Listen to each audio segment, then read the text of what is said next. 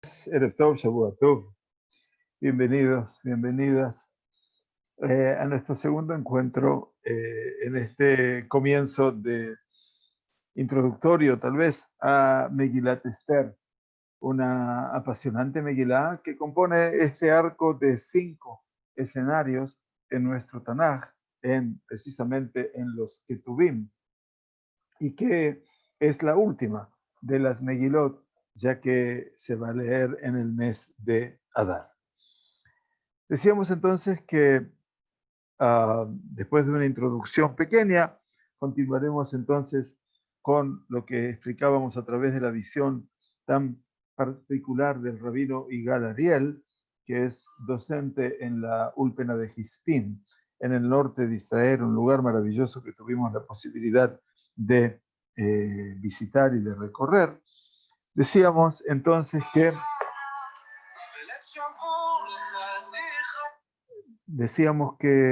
ya un minutito nada más, minutito, porque suena el teléfono. Ok, perdón. Decía entonces que la importancia del día de Purim no alcanzaba verdaderamente la trascendencia de las celebraciones bíblicas, ya que no es un día de Yom Tov, estudiábamos la semana pasada, tampoco se debe anular ningún tipo de trabajo y la mayoría, por supuesto, para la mayoría de la gente, el sentido profundo del tiempo de, de Purim no es comprendido. O sea, generalmente el Rab Ariel apelaba aquí a un principio que creo que para nosotros también es importante tenerlo en cuenta, más que nada porque a veces lo de Purim pasa o por el disfraz o por la borrachera, y por eso es que el Rab habla acerca de que no se comprende eventualmente cuál es el verdadero sentido o el sentido profundo. Entonces, para eso llegaron los Jajamim, para que prestemos atención, eventualmente verdadera atención e intención, a todo lo que es el sentido profundo de la Megilá y sobre los contenidos de esta festividad, y por lo tanto le concedieron a esta celebración una Ma'alá y Eterá, un atributo por sobre todo elevado y una perspectiva de eternidad. Dijeron los Fajamim, Rabbi Yohanan, en nombre de Rabbi Shimon ben Lakish, Rabbi Yohanan dijo, los Nevi'im y los Ketuvim, los libros de los profetas y los libros últimos del Tanaj, Atidim Libatel, se van a anular en el futuro. Hameshet Sifrei Torah Einam Atidim Libatel, más los 5 libros de la Torah jamás se habrán de anular.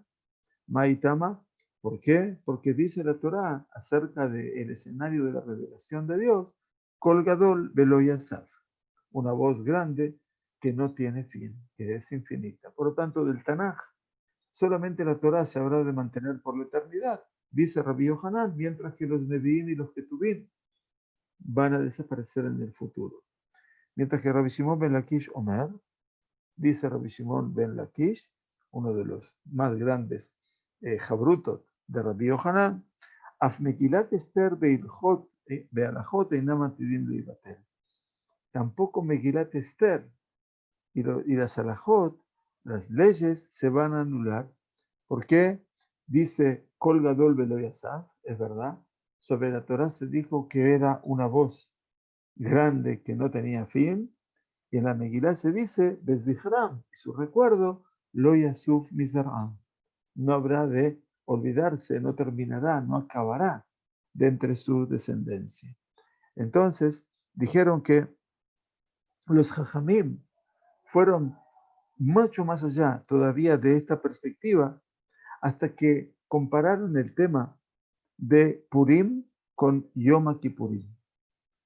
Hasta ese punto, para que nosotros podamos entender eventualmente que hay un mensaje subliminal mucho más profundo que un simple disfraz del disfrazarse, que se pone tanta atención en Purim, y fundamentalmente el alcohol.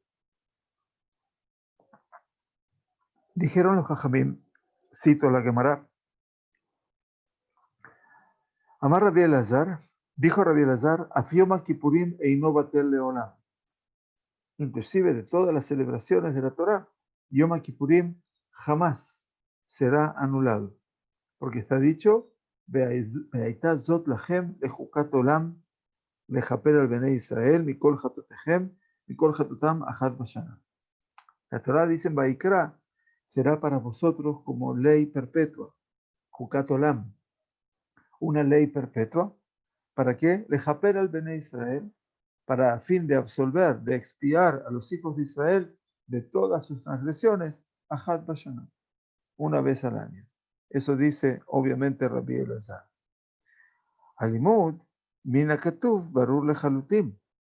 Dice, el Rab dice, lo que se desprende de lo escrito es muy claro y se habla, obviamente, sobre en el futuro, obviamente en el tiempo de la Geulah, donde el impulso negativo y la capacidad de pecar y de transgredir estará siempre presente, y por eso Yom Kippurim, obviamente, lo han establecido como un día eventualmente de perdón, de absolución, de purificación, y por lo tanto Yom Kippurim se hizo obligatorio y fundamentalmente es el escenario natural que va a acompañar, obviamente, a la Geulá futura.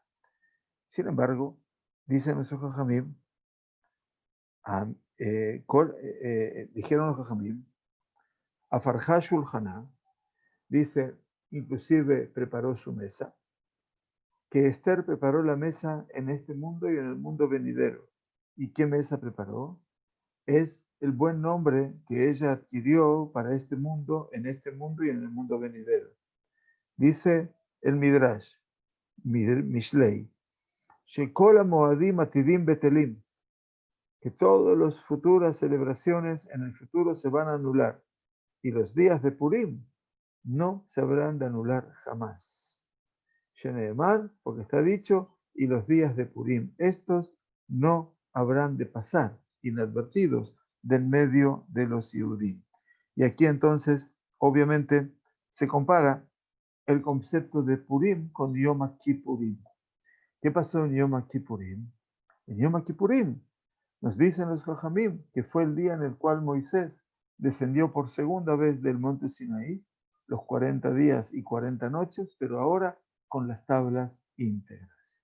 Por lo tanto, el tiempo de Yom Kippurim es un tiempo tan singular como el tiempo en el cual recibimos las segundas tablas en forma definitiva, ya tablas que quedaron para con nosotros. Ahora bien, ¿qué pasó en los días de Purim? Los días de Purim eventualmente están, los días de Purim están contemplados como un tiempo en el cual también se recibió la Torá. Quiere decir, el Am Israel también recibe la Torá en los días de Hashverosh. Nos dicen los Jajamim de la Gemara, Hadar Kiblua Biemea Hashverosh. ¿A qué se refieren? Que luego la recibieron la Torá en los días de Hashverosh. ¿A qué Torá se refieren?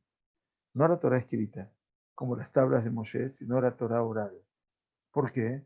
Porque al final de cuentas, toda la celebración de Purim es un mandato rabínico.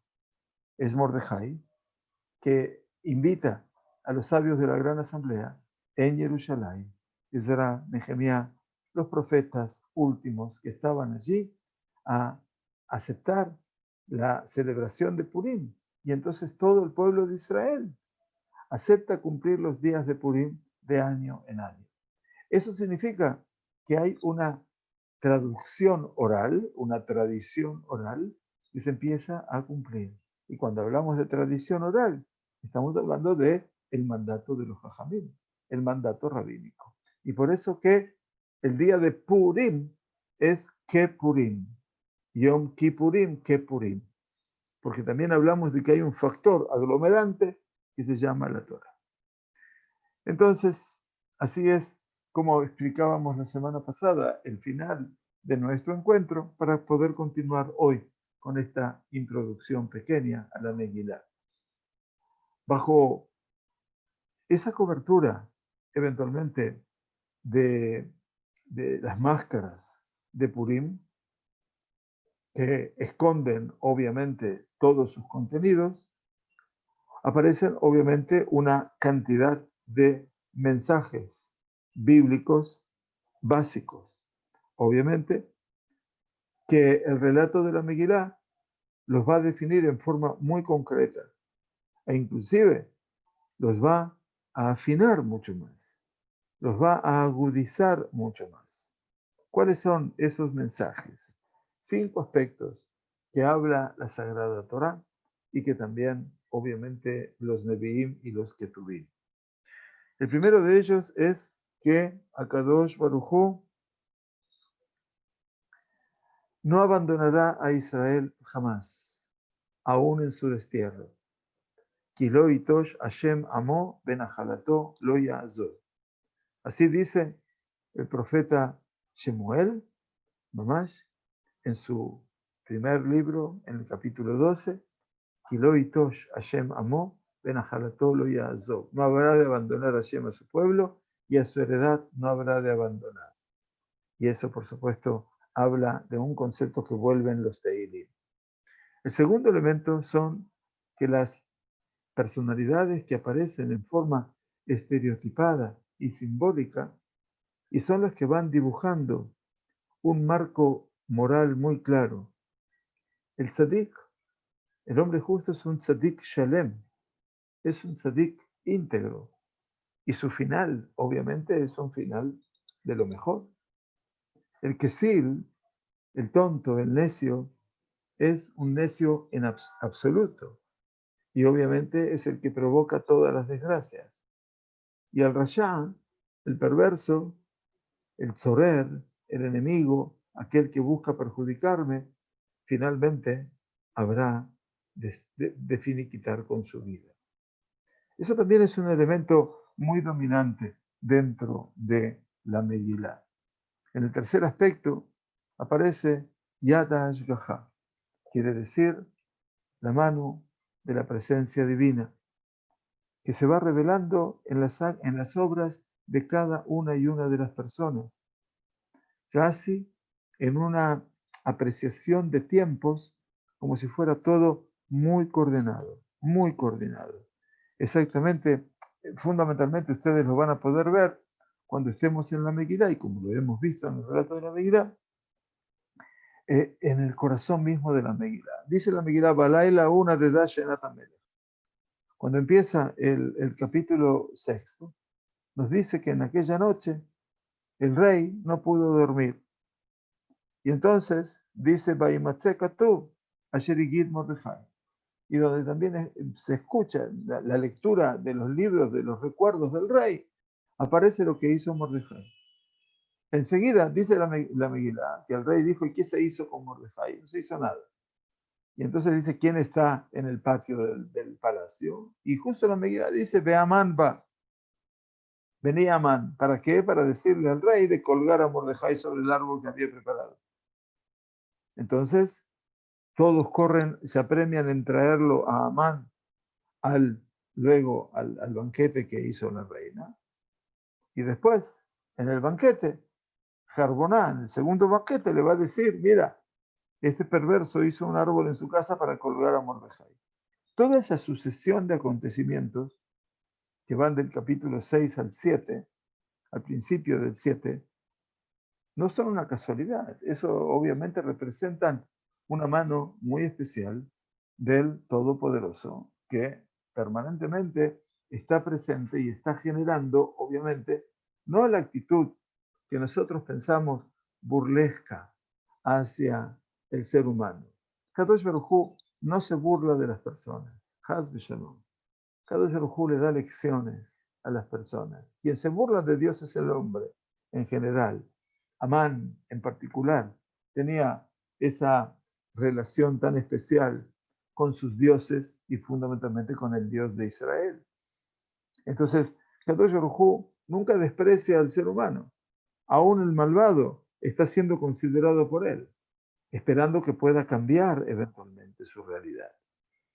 En cuarto lugar, dice, la forma en la cual actúa el Todopoderoso en este mundo es, como dijeron los Jajamim, leachdim refu'a lemaka. Quiere decir, como buen médico ocupado de la prevención, la Torá propone el Kadosh Baruj Hu la cura antes del castigo. ¿Está bien? Entonces, Mamash, dice la Megilá, el Talmud de Megilá, perdón, el Talmud de Megilá en la página 13, Ahara de Barimael, después de estos eventos. Pregunta la Gemara, ¿qué es después de qué? Amar Rabba, dijo Rabba, Ahar Shebara Kadosh Baruj Hu refu'a lemaka, después de que Dios hubo creado la cura para el remedio para la enfermedad, que dijo Reish Lakish, Ein Akadosh Baruj Hu Maket Israel, Ela Imken Borela Em Refu'at Tefilá.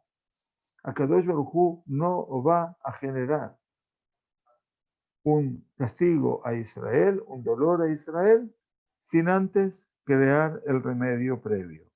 Porque así dice el profeta Osea, y lo vamos a citar todos, dice, y este es el concepto de Kadosh Baruj Hu, que Kadosh Baruj Hu crea el remedio antes que la enfermedad.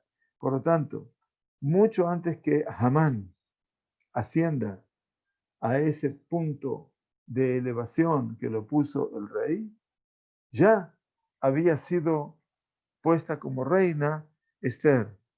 Y Mordejai ya estaba en el Shar Amelech. Minutito nada más que tengo avisos de la mirpa.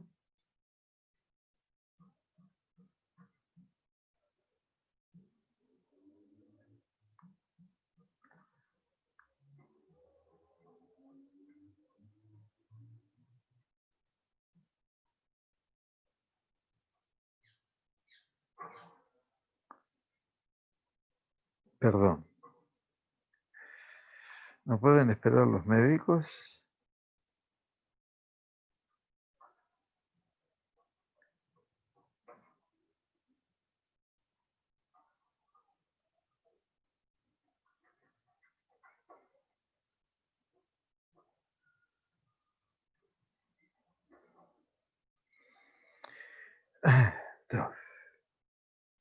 Gracias. Entonces, Akadosh Baruj Hu, obviamente, antes de que Amán suba al poder, ya Esther era reina, ya Mordejai se hallaba en el palacio real, y el rey, obviamente, le debía la vida a Mordejai, porque había logrado denunciar el atentado que proponían hacer dos de sus oficiales, Bigtan y Teresh. Muy bien, el hecho final de la completitud de la acción de la Ashgajá se revela Bishlemutosh el Maapaj.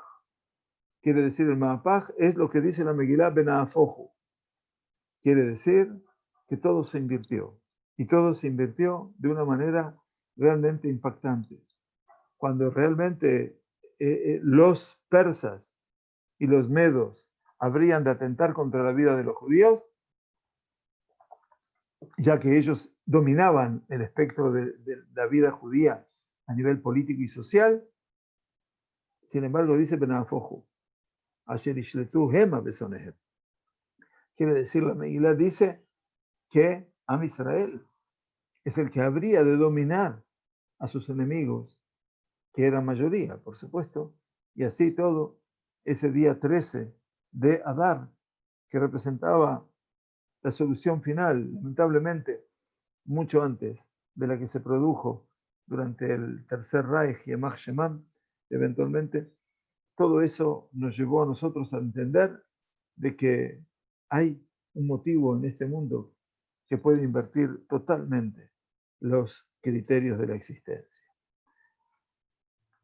Dice el Rab, el milagro de Purim acontece por medio de dos redentores, Shenei Goalim, dos personas que acercan la Geula, Mordejai y Esther.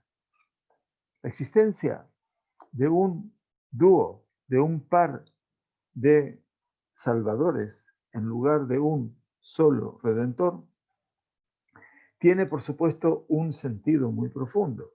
Y el relato de la Megilá también potencia esta, esta polarización y nos pone aquí a un dúo de personas, no de dos, sino de dos hombres, sino de Zahar y Nekeba, de un hombre y una mujer.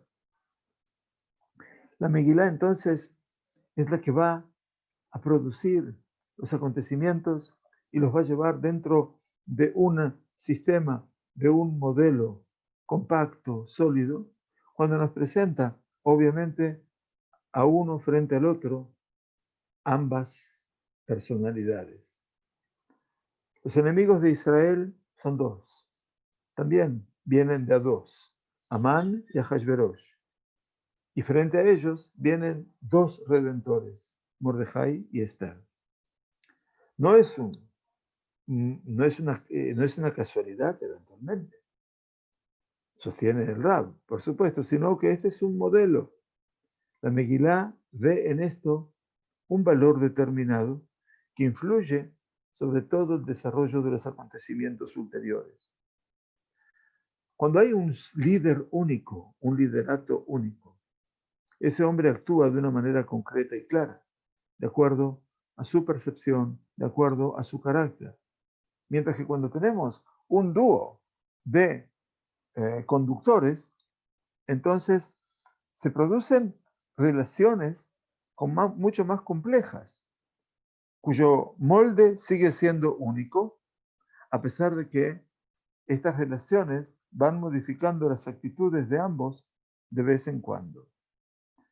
La pareja, en realidad, logran convenir, concentrar, consensuar en una asociación armónica, única, con carácter distinto, obviamente, con caminos y percepciones diferentes, pero todo eso se vuelca hacia un contenido único, hacia una acción única. Este modelo doble de la conducción de la Geulá aparece en cierta forma también en otras redenciones. Por ejemplo, está en la primera Geulá, cuando Moshe Rabbenu, como todos saben, es designado el Goel de Israel, el Redentor de Israel, pero de momento que Moshe Rabbenu escapa a su responsabilidad, Akadosh Baruj Hu asocia a esta meta a quien, a Aarón su hermano. ¿Sí? Es posible, hay una idea muy interesante que se cita y dice que es posible que Moshe Rabbenu pensaba que para esta confrontación con Egipto debería también ser doble, o sea que tenía que tener un dúo de redentores. El Abarbanel, Don Itzhak Abarbanel, explica que existe una suerte de división de tareas entre Moshe y Aharón. Moshe actuó nomás frente al faraón todo el tiempo, y en el lugar que aparecieron los Hartumim, y entonces cuando aparecieron los hechiceros y los sabios, comillas, de Egipto, y compitieron con Moshe, en ese lugar es que actuó Aharón. Y tal vez el conflicto sea verdaderamente con Mitzrayim, con Egipto y con sus dioses. Y Aarón, el sacerdote, será el que golpee el río, que también es el dios de Egipto. Entonces, tenemos algunos basamentos muy interesantes como para poder también asociar y pensar en esa dimensión. La primera Geulá también es doble. Y de acuerdo a ese modelo de los dos redentores, también los Jajamim están planteando la redención futura de dos Goalim. Hay dos redentores a futuro. ¿Quiénes son los dos redentores? Mesías ben Yosef y Mesías ben David. El Mesías que nace de las raíces de Yosef, Atzadik, y el Mesías ben David. Bien, eso ya lo vamos a ver mucho más adelante cuando veamos el tema de los dos Meshijim. También el modelo de pareja, de hombre y de mujer, ya aparece en otra geula. Seguramente ya los memoriosos o las memoriosas se habrán ido a el libro de Jueces, que supimos estudiar en algún momento, porque todos los libros del Tanaj los hemos terminado. Yoshua, Shoftim, Shmuel Aleph, Bet, Melahim Aleph y Melahim Bet. Todo lo estudiamos en comunidad, Baruch Hashem. Otra de las acciones duales de hombre y mujer aparece en la profetisa Débora, que ella le pide a su capitán del ejército llamado Barak ben Abinoam que la acompañe a redimir a Israel. Barak, como van a ver ustedes en el libro de los jueces, duda un poco en cuanto a compartir la conducción para la salvación, y entonces, y fundamentalmente, produce de que la salvación, como él va finalmente, pero sabe que todo el honor quedará en Débora, la profetisa, entonces esa duda del Barak lleva a que aparezca otro escenario de salvación para el pueblo judío, que es otra mujer, llamada Yael. Yael, la primera vez que se menciona ese nombre, en el Tanaj, que es la mujer del Heber Akeni, que son los descendientes de Itro. Sí, los descendientes de Itro, el suegro famoso de Moshe, ese hombre que se acercó al pueblo de Israel en el momento de la entrega de la Torá, y que en última instancia no perteneció después al pueblo judío, pero sí sus descendientes quedaron en la proximidad del pueblo judío. El Heber Akeni, se lo llaman los Kenim. Entonces, de una u otra manera, han permanecido siempre dentro del pueblo de Israel. Y Yael, en la época de los jueces, es la que es partícipe directo del milagro de la salvación del pueblo judío, porque ella es quien asesina al jefe de los ejércitos poderosísimo de Yavin, el rey de Hazor, en Canaán, como se llamaba Sísera. Para la curiosidad vuestra, los descendientes del Heber Akeni, que siguen viviendo hoy en Israel, son los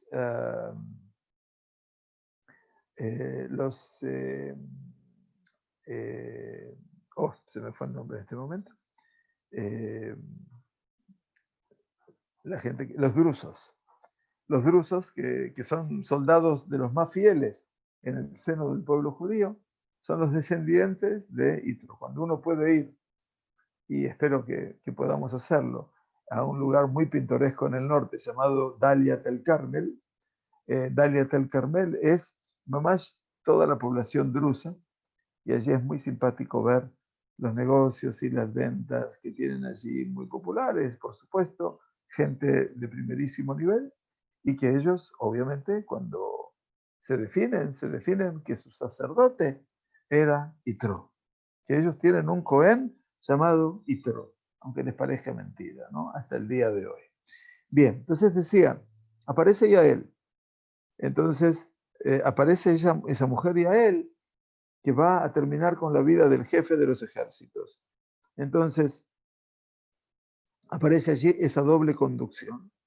Y esa doble conducción, obviamente, la salvación se produce por manos de una mujer. ¿Sí?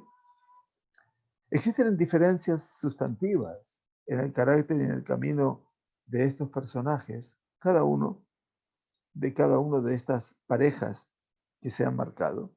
Y por supuesto, existe eh, una, una partición de tareas. Quiere decir, no los dos cumplen con la misma tarea. Así actúan también Mordejai y Esther en dos circuitos completamente independientes. Esther actúa fundamentalmente con el rey Ahasverosh, y Mordejai es aquel que actúa, la parte más difícil, frente a Hamán y sus hijos. Segundo lugar, Esther trabaja en forma oculta, porque se esconde tras las paredes del palacio, y Mordejai es aquel que actúa en forma manifiesta, descubierta, está en la calle, siempre. La sucesión de acontecimientos en el ámbito de Esther es una sucesión de acontecimientos naturales en forma absoluta, mientras que los acontecimientos con Mordejai siempre acontece un milagro oculto y una sucesión de acontecimientos que realmente uno diría, caramba, aquí no hay casualidades. En otro sentido, y para ver las diferencias, Esther actúa para salvar al pueblo de Israel del decreto de Amán. Pero Mordejai es aquel que está frente a él, en el frente personal de él. Quiere decir, Mordejai vive la realidad cotidiana de Amán. Esther trabaja en el mega objetivo. Esther actúa en un circuito exterior a los acontecimientos, Mordejai actúa en el circuito interior y espiritual. Mordejai es definido en la Megilá como Ish Yehudi, como un hombre judío, Uke Ish Yemini, como un hombre perteneciente a Binyamin.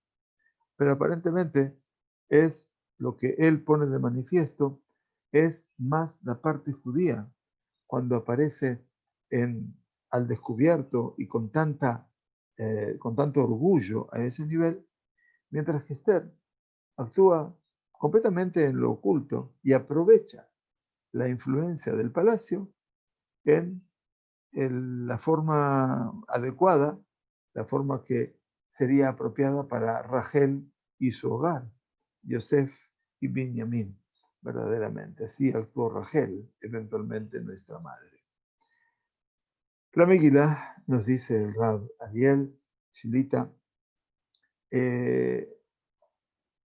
trabaja ampliamente sobre todo el entretejido de vínculos tan complejos entre los dos redentores. La Megilá está construida sobre un modelo de relación de pareja. Mordejai es aquel que conduce, es aquel que ordena, y Esther es la que recibe y es la que va escuchando y va aceptando las sugerencias de Mordejai. Ahora bien, en este tipo de relaciones, en este tipo de sistemas, existen lo que dice el Rab, aliot beyeridot.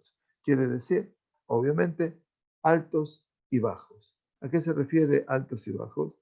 Que por un lado se manifiestan vínculos paternales, de honor, de hermandad y de obediencia.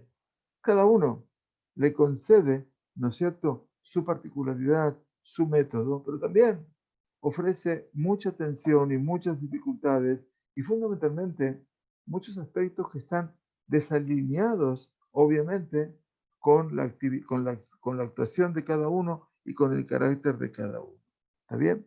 Entonces, dicen, el Rab Ariel cita aquí, que así como, claro, porque nosotros no sabemos bien cuál es la relación entre Mordejai y Esther. Si es Bat Dodó, que si es la prima, o si es la sobrina, o si es la esposa. O sea, que si estaba casado con una sobrina, porque era la hija de Abijail, Dot Mordejai, el tío de Mordejai. Entonces, de una u otra manera, es muy confusa toda la idea esta, si Esther, quién era Esther eventualmente, y qué hacía en el palacio en ese momento, y cómo Mordejai, si era su mujer, cómo permitió que fuera tomada a palacio. Entonces, dice el Rab Ariel una cosa muy interesante que quiero compartir con ustedes. Jajmea Zugiyut, los sabios que hablan de las relaciones de parejas, hablan de 5 etapas en la vida del matrimonio. Dice la etapa de la luna de miel, la etapa de la confrontación de fuerzas, la etapa de la atzmiut, quiere decir de donde se marca la personalidad de cada uno, la etapa en la cual revisamos los compromisos y la etapa en la cual solemos contemporizar los enfrentamientos, las contradicciones. Qué bueno. Dice, también el recorrido de la Megilá se pueden descubrir estos campos de desarrollo de estas 5 etapas. Veamos. Le cajá Mordejai lo lebat. Mordejai la toma para él como hija. Luego dice, esa es la parte de, obviamente, Yerahat Bash, de la luna de miel. Luego viene Bet Ma'amar Mordejai Esther Osa. Luego Esther cumple con todo lo que Mordejai sostiene. Esta es la parte de confrontación de fuerzas. Después, cuando dice Beima Haresh Taharishi Beet Azot, Atu Beit Avich Tovedu. Quiere decir, también allí aparece la confrontación de fuerzas, porque Mordejai le manda a decir, no querés hablar, entonces si te vas a callar en esta etapa, entonces, quién sabe si vas a estar en el reinado para entonces, porque tal vez tú y la casa de tu padre dejen de aparecer. El tercer componente, que tiene que ver con Shlava Atzmiut, cuando es el periodo donde se impone la marca de la personalidad de cada uno, es Batilbash Esther Malhut. Esther se viste de reina y ahí obviamente ella pasa a ser un personaje dominante en el escenario. Luego decía los sabios, Bedikata Mehuyabut, la revisación de los compromisos. Allí Mordejai va Lifnei Amelech y guida Esther Maula. Entonces después Mordejai aparece delante de rey Ahasverosh porque Esther le dice a Ahasverosh quién es Mordejai. Ahí aparece el compromiso. Y por último, obviamente, aparece el concepto de Mizuga Nigudim, cuando se contemporizan todos los opuestos. Y ahí es el final, cuando dice, y escribió Esther la reina Bat Abijail y Mordejai a Yehudí, todo el toque, toda la autoridad de esta Megilá para ser cumplida por los Yehudí. Fantástico lo que trae Rab Ariel, mostrando las diferentes etapas que acontecen, y esto no es matemática, por supuesto, pero sí que acontecen en la Megilá. Mamash caja. También los enemigos de Israel se reparten entre ellos la tarea. Ahasverosh es un rey que es bueno y bondadoso, que actúa de acuerdo a la ley y a favor de sus ciudadanos. Amán, el agagita, es una persona que odia, pero aparte es una persona que odia y es un irresponsable, porque esa persona obviamente se arroja en forma inmoral y destructiva contra un pueblo entero. Solo que se dan aquí que estos dos son mamás antagónicos entre sí, deciden hacer un pacto donde Ahasverosh le entrega su anillo a Amán para que pueda cumplir con el decreto del exterminio. Se puede repartir de acuerdo a todo esto también el odio a los judíos en dos aspectos.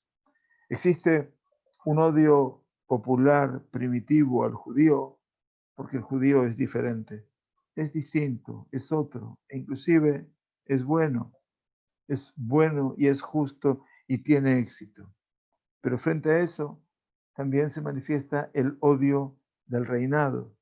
Quiere decir, un odio que ya se ha transformado en legal, legítimo, y que se apoya obviamente sobre causas lógicas e históricas, así sostienen, que Amán propuso para todo esto toda una concepción entera. Los Yehudim son una nación de rebeldes, obviamente que son los que siempre están infringiendo la ley y la moral, ¿no es cierto? Así entonces es como Amán plantea todo este escenario del pueblo judío. Frente a estos dos odios tan grandes están los dos redentores.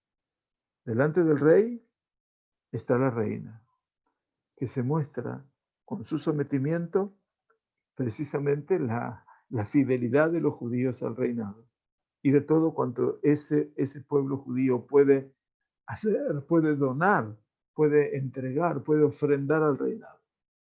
Frente al odio popular está Mordejai, que manifiesta su fidelidad absoluta al judaísmo, y los dos se reúnen juntos en una guerra de salvación y salvan juntos, Mordejai y Esther, al pueblo de Israel. Los acontecimientos de la Megilá, por último, suceden en dos dimensiones. Por detrás de los sucesos nacionales dramáticos aparece un desarrollo interior en las relaciones de las fuerzas entre los diversos héroes y protagonistas de la Megilá en sí. Es muy importante ver cómo diseña la Megilá el rostro, el perfil de sus héroes para poder luego continuar, seguir las huellas de sus apariciones, diferentes apariciones, y el desarrollo del vínculo entre todos ellos. De una u otra manera, esto es lo que nos deja la introducción del Rab Ariel. Con respecto a los judíos y su función en el mundo, se cita al Rab Tzvi Yehuda, el hijo del Rav Kook, Zecher Tzadik Libraja. Entonces, escribe acerca de la época de Shivat Zion, tema que empezamos a estudiar los viernes, Baruch Hashem, después de la Tefilá, el libro de Ezra y Nehemiah. Y entonces allí aparecen, vamos a estudiar también, porque recién empezamos, los que se llaman Tzarei Yehuda, todos aquellos que vinieron a poner una palanca en la rueda de la reconstrucción del pueblo judío y del Bet HaMikdash. Entonces aparecen allí en los Tzarei Yehuda, ¿no? Rahum y sus amigos, que definen a los judíos en una carta que es una carta demoníaca que ellos mandan a Artaxerxta, que es el rey de Persia, y los ponen a los judíos que son mardanim, que son rebeldes. Tienes que saber para el rey que los judíos que vinieron ahora a la tierra, que el rey Koresh sí lo permitió llegar, vinieron a nosotros a Jerusalén. Es la ciudad rebelde y pecadora, y ellos construyen a la ciudad y están reconstruyendo sus murallas y sus fundamentos, las bases de la ciudad, están fortaleciendo. Ahora tiene que saber el rey que si esta ciudad será reconstruida y sus murallas habrán de ser reparadas, los impuestos, obviamente, que antes que el pueblo de Israel pagaba a su realeza, no serán pagos más, y entonces el tesoro real será dañado. Por eso le mandan esta carta los enemigos de Israel que estaban en la tierra de Judá, para dar a saber que busquen en vuestro libro de memorias de tus padres, le dicen a Artaxerxta, quiere decir de Ahasverosh, eventualmente, y vas a saber que la ciudad esa es una ciudad rebelde y produce daño a reyes y países, ve Ait Komemut o Sim Betoham y Emotolam. Y siempre se han revelado desde la eternidad, cuenta el libro de Ezra en su capítulo 4. Muy bien, hasta aquí hemos llegado. Nos vamos ahora para la tefilá de Minjá, si Dios quiere, y que tengamos realmente una excelente jornada, una buena semana. La próxima semana, con favor de Dios, 4:45 va a ser el comienzo del Sheur para poder llegar a rezar Minjá con Minyan, Baruch Hashem también aquí. Y vamos a comenzar con el capítulo 1. Vamos a estudiar entonces los primeros 7 u 8 versículos del capítulo 1 para poder analizarlos con detalle. Que tengamos una excelente semana. Shavua Tov, Beriut Eitanah. Que tengamos mucha y muy buena salud y refuah shema para todos los que la necesitan. Será hasta la próxima semana con Megilat Esther. Gracias.